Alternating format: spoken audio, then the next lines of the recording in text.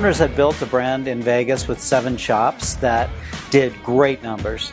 The income statements, I'd never seen restaurant income statements like that before. And one of the reasons was their real estate. They weren't on pad sites. They had simple, inexpensive build-outs in strip malls.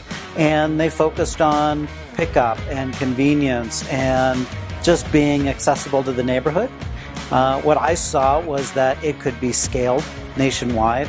It really was delicious food that's healthy.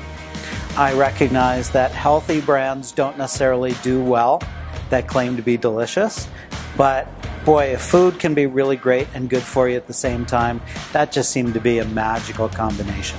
One of the key components to Teriyaki Madness that is so great is our technology. Technology that one cannot do on their own. It's expensive. The apps and the websites and the third-party delivery and the inventory and the operations. The technology at Teriyaki Madness really is at the forefront of the restaurant industry.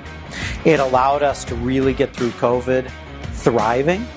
And but you know, why be part of a community of other business owners that are all doing the same thing? One, there's some camaraderie. Two, you've got a team of people who are really, they're paid to help you be successful. And then there's another 100+ franchisees who want you to be successful because it helps them. Franchising is really stratified. There's folks who have been around for a million years. Let's call them the Taco Bells, McDonald's of the world. Those are professional franchisors with professional franchisees.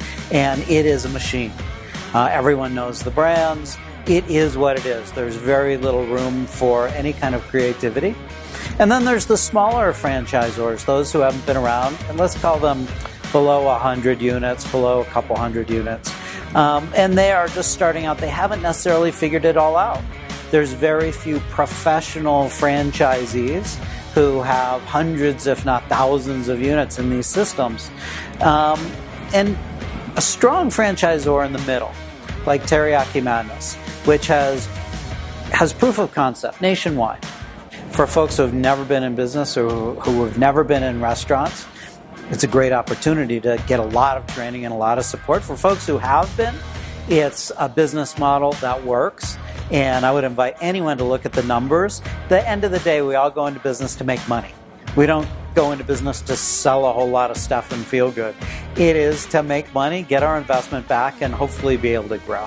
I have built multiple small businesses. So there's probably no one else in the organization who can identify with the struggles that come with building a small business. So I'm always there more for as a consultative role, or as a talking you off the ledge role, or being able to lift you up role. Every franchisee in the system has my cell phone number.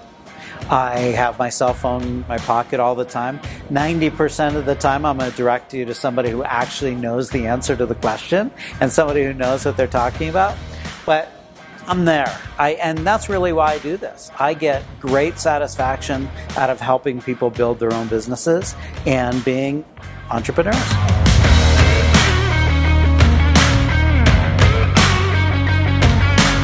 I don't know if there is such a thing as the perfect franchisee. We all have our individuality, and that is what we really promote. We don't want every shop to be exactly the same. We want folks to be able to build their shop their way in their neighborhood.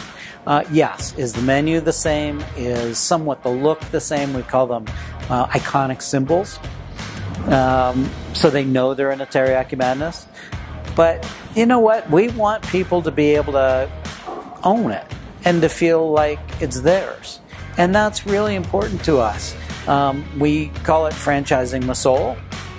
We aren't some fluorescent plastic chair concept. We really believe in what we're doing, and we want to feel good about what we're doing.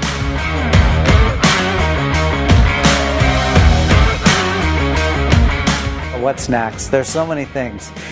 You know what? We don't want to mess with what works. So we're pretty protective about the things that we know make it work. But you know what? The reason why we were up so much through COVID when restaurants were dropping like flies, is we had the technology. We didn't pivot at all. We already knew that the customer would want the convenience of pickup and touchless ordering and delivery. And we had all of those things installed. And having all those things in place really allows us to be able to be at the forefront of the restaurant industry. What's next? More technology, more ways to reduce labor. Labor is an issue for everyone. How are we going to make sure that our food is fresh but safe? We don't want to have any kind of issues with our food. I'll say 2 words: drone delivery. It's coming. I know it's coming.